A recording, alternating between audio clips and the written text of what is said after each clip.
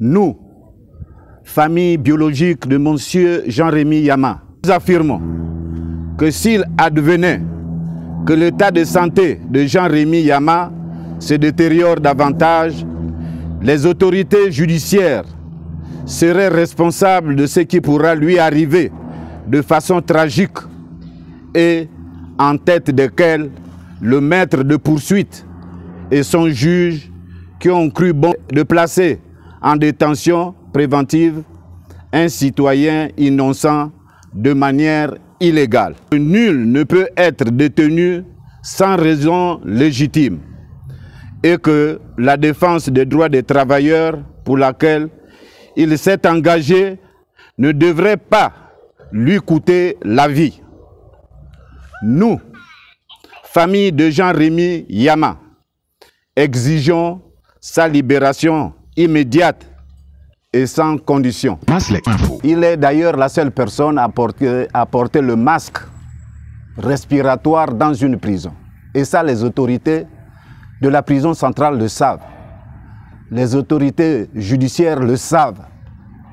Une personne qui porte un masque, regardez l'échantillon là-bas, il dort comme ça. Il dort comme ça avec ce masque. Mais il faut être aussi humain. Parce que quand nous réclamons sa liberté provisoire, ce n'est pas parce que on a bien envie de le soustraire de la justice. Le masque, si vous le vérifiez, il est déjà presque obsolète. C'est pour cette raison que nous demandons aux autorités de lui accorder une liberté provisoire pour qu'il aille au moins faire ses contrôles en France où il a l'habitude, où les autres ont l'habitude d'y aller.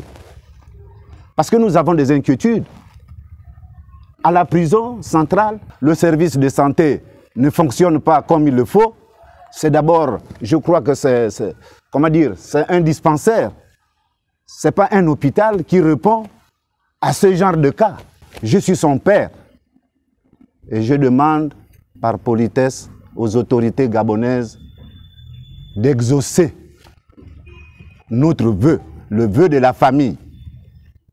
Le vœu de la famille, s'il vous plaît, par mesure humanitaire, accorder au moins ce droit d'aller se faire traiter auprès de son médecin français qui se trouve plus précisément en France.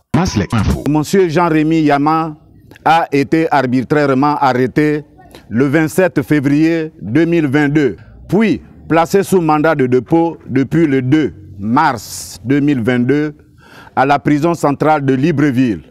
Il a été arrêté dans des affaires de la SCI Serpentin, une société civile immobilière de construction de logements pour enseignants dont il est co-gérant, alors que l'autre co-gérant n'est pas concerné par cette poursuite judiciaire. Cette mesure discriminatoire contrevient au principe de l'égalité de tous devant la loi. Son incarcération et sa radiation irrégulière de la fonction publique sont uniquement liées à son engagement citoyen pour la défense des droits des travailleurs, ce qui dérange les autorités gabonaises.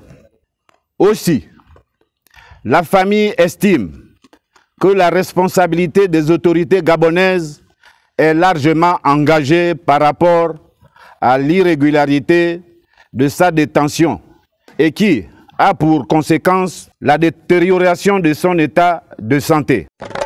Vous êtes sur Maslek Info.